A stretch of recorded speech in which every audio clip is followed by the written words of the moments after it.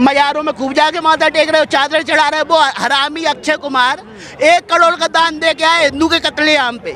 बांग्लादेश में जब हिंदुओं को काटा जा रहा था, वो हरामी नमक हराम हिंदुओं के पैसे से उसकी फिल्में चली हैं, वो जाके करोड़ रुपए दान दे के आया, तो हिंदुओं से क्या अपेक्षा करोगे? ये तो बोलोगे आपका गला काट रहा होगा तो एक तलवार और पकड़ा देंगे, भैया अच्छे से मारो इसे। सर बॉलीवुड का क्या आप नाम लोगे? बॉलीवुड की अलग ही दुनिया है, बॉलीवुड अलग ही चलता है। बॉलीवुड का क्या आप किसी भी एक एक्टर का आपको ट्विटर दिख रहा है कि बांग्लादेश के ऊपर क्या अत्याचार हो रहा है? क्या बॉलीवुड के किसी भी एक्टर का, क्या डायरेक्टर का, क्या करण जौहर का, क्या बड़े से बड़े कोई भी प्रोड्यूसर है आया है कि बोलने के लिए कि भाई क्या माहौल इंस्टेबिलिटी खराब हो रही है? क्या बॉलीवुड का कोई भी लीडर ये बोलता है कि जो कांग्रेस पार्टी के जो अलायंस के जो लोग हैं, इंडिया अलायंस के जो लोग हैं, वो बांग्लादेश का माहौल भारत के माहौल की तरफ खराब करने की कोशिश कर रहे हैं?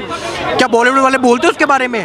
मेरे हिसाब से तो सर सबसे गंदी अगर कोई देश में कोई चीज़ है तो वो बॉलीवुड है, ठीक है। बॉलीवुड को एक चीज़ समझना चाहिए, आपके मूवीज़ को देखने के लिए देश की जनता अपना पैसा देती है, अपनी सैलरी में से मैं बचाया हुआ पैसा वो आपके थिएटर में आपकी मूवी देखने जाते हैं, वो आपसे अपनी देशभक्ति और पेट्रियाटिक को भी वो लोग एक्सपेक्ट करते हैं। तो बॉलीवुड को आना चाहिए इस बीच में सामने।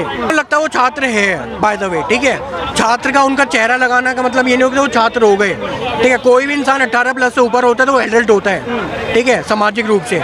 उसमें इतना दिमाग होता है सोचने समझने का, उसमें पॉलिटिकल, एथिकल, मोरल सारी वैल्यूज होनी चाहिए। आप जा रहे हो किसी को मारने के लिए, आप अत्याचार करो, महिला को पकड़ के बांध कर, अरे छोड़ो ये वो हिंदू थी कि वो मुसलमान थी, आप देखो आप एक महिला को पकड़ रहे हो और 4 महिला वहाँ खड़े होकर उसका मजाक। बॉलीवुड के बारे में एक बात बताऊं, बॉलीवुड वो भांड इंडस्ट्री है कि जहां इतनी औकात है उन लोगों की कि एक नेता ना, एक अभिनेता पैसे लेके अपने कपड़े उतार देता है और नंगा लेट जाता है ससुरा।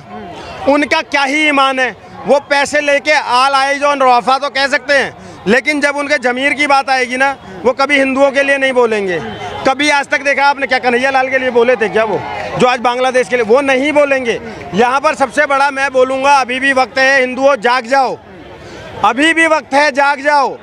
और 1 करोड़ 35 लाख हो ना, मात्र 35 लाख, मात्र 35 लाख मैं कह रहा हूँ, ये सारे ज़ॉम्बी, ये सारे इस्लामी कट्टरपंथी, ये आतंकवादी, ये दरिंदे जो तुम्हारी बहन बेटियों के साथ में बर्बरता कर रहे हैं, ये भागते ना नजर आए तो बात है। सिर्फ 35 लाख बांग्लादेशी हिंदू जिस दिन हाथ में और आगाज कर देगा युद्ध का, उस दिन अंजाम बदल जाएगा, हालात बदल जाएगा और बांग्लादेश में हिंदू की सरकार तक बन जाएगी। मैं ये तक बता रहा हूँ आप। सर ये बहुत मतलब निराशाजनक है, बहुत ही ज़्यादा निराशाजनक है कि जो अभी मुक्तेश्वरानंद हर मामले में, छोटे से छोटे मामले में सरकार को घेरने के लिए प्रश्न उठाते हैं।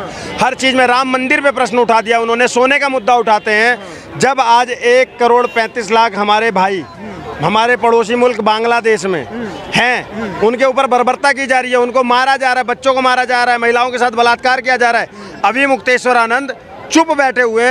काहे के शंकराचार्य हो भाई साहब? आप किस बात के शंकराचार्य हो? जब आप अपने धर्म के लिए नहीं बोल सकते, आप किस बात के शंकराचार्य हो? किसने बनाया उनको? आप लोगों ने बनाया, हमने कैसे बनाया?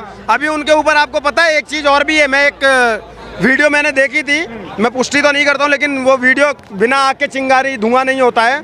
उसमें ये कहा गया है कि ये साजिश के तहत जाल साजी से इनको शंकराचार्य बनाया गया और उसका भी मामला कोर्ट में चल रहा है, क्योंकि इनको संतों ने नहीं बनाया शंकराचार्य, ये जाल साजी से शंकराचार्य बने और उसका भी मामला सुप्रीम कोर्ट में चल रहा है। ऐसा अगर कुछ सच है तो। लेकिन देखो सीधी सी बात है, आपकी कथनी और करनी से ही समझ में आ जाता है। आप छोटे से छोटे मुद्दे पर सरकार को घेरते हो, बयान देने आ जाते हो, चाहे वो राम मंदिर का मामला हो, चाहे हर चीज़ का, आप ज्ञान देने आ जाते हो।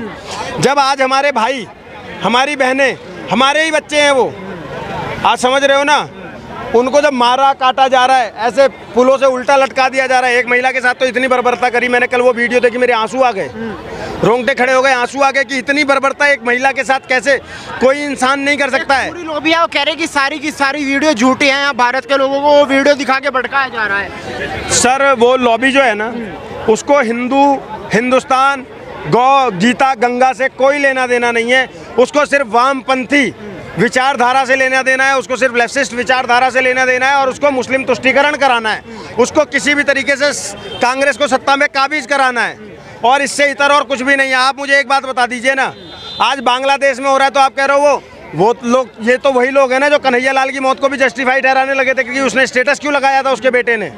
ये वही लोग हैं ना जो चंदन गुप्ता के मौत को भी जस्टिफाई ठहराने लगे थे कि मुस्लिम एरिया से उसने बाइक रैली क्यों निकाली। ये वही लोग हैं ना जब हमारे शोभा यात्राओं पर जब पत्थर मारे जाते हैं ये कहते हैं मस्जिद के आगे से क्यों ले जाना चाहिए।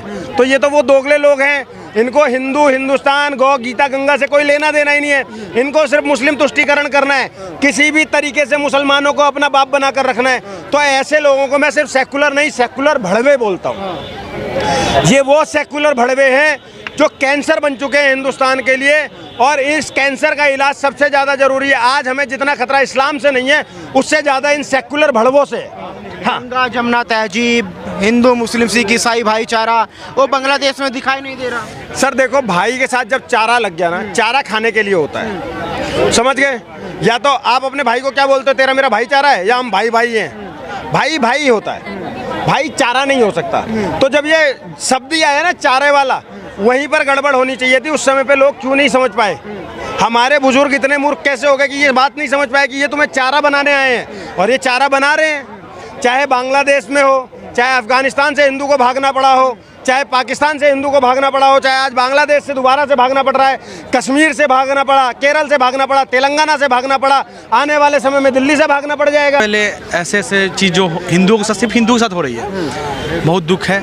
इसी के लिए हम लोग कहते हैं हिंदू हमारा देश बने। लेकिन हम लोग बहुत सारे लोग विरोध करते हैं, बहुत सारे लोग विरोध करते हैं। क्यों विरोध करते हैं वो समझ में नहीं आता। आप हिंदू है भैया, ये देश हिंदू राष्ट्र है। अभी घोषित नहीं हुआ। नहीं, हिंदू राष्ट्र ही है ये देश। देखिए भैया, घोषित हो जाएगा तब की बात। आप भी हिंदू है भैया, हम भी हिंदू हैं, तो हम तो चाहेंगे ना हिंदू राष्ट्र हो जाए। अगर हो जाती है तो अच्छी बात है ना, हम लोग एक रहेंगे, हम लोग एकता में रहेंगे। वहाँ पे क्या है कि मुस्लिम मेजोरिटी ज़्यादा है, वो कर रही है, अटैक कर रही है हमारे हिंदू भाई पे। लेकिन बस मैं यही कहूँगा कि भैया कोई दिक्कत वाली बात नहीं है, मोदी गवर्नमेंट बैठी हुई है, आपको लाएगी सुरक्षित। पहले राहुल गांधी से ये पूछिए कि वो जो कहते थे ना कि जाति जनगणना करवानी चाहिए, बांग्लादेश में जो ये सब कर रहे हैं ना, उन लोग की जाति क्या है। और ये सब जो दूसरी बात जो है, बात है क्या कि देखिए, मुसलमान कहीं पे भी रहें, अगर मेजॉरिटी में है तो वो छुरी से गला काटेगा हिंदू का, चाहे वो कोई और अन्य हो। और जहाँ पे भी माइनॉरिटी में है वो भाई भाई भाई भाई करेगा। और जहाँ पे इन लोग का चारा नहीं बनता है वहाँ पे मतलब क्या ही बोले। आज बांग्लादेश में आप देख सकते हैं, अफगानिस्तान में देखिए, बांग्लादेश में जब 1971 में 30% आबादी था हम लोग का, आज 5 से 7% रह गया है। 5 से 7% रह गया सिर्फ। तो देखिए बात क्या है ना कि ये जो चीज़ जो चालू हुआ था रिजर्वेशन को लेके, और हिंदू मुस्लिम और ये सब जो हो रहा है, वहाँ पे एक CPI का नेता था, वो भी हिंदू था, वो उनके साथ में मिला हुआ था। वो उनके साथ में जितना भी रिवोल्ट हो रहा था या जो भी हो रहा था, ये सब फालतू का चीज़, आतंकवादी गतिविधि हो रहा था, उसमें सब मिला हुआ था। मगर उसके बाद में जब इन्होंने ये सब कर लिया, उसके बाद में उसको मार के उल्टा लटका दिया। आपने देखा भारत के अंदर विपक्ष है, लेकिन इस मामले में किसी के मुंह से कोई शब्द नहीं निकला। देखिए वही बात है ना, बात है क्या कि किसी का भी ट्वीट नहीं आया, किसी का भी एक शब्द नहीं आया, क्योंकि उनका वोट बैंक पे चोट लग जाएगा। अगर वो कुछ बोल देंगे, उनके वोट बैंक पे चोट लग जाएगा। आज यहाँ पे ये वोट बैंक, आज देख लीजिए आप, संसद में ही देख लीजिए ना, वक्फ बोर्ड बिल पास हुआ तो कैसे वो तिल मिलाने लगे।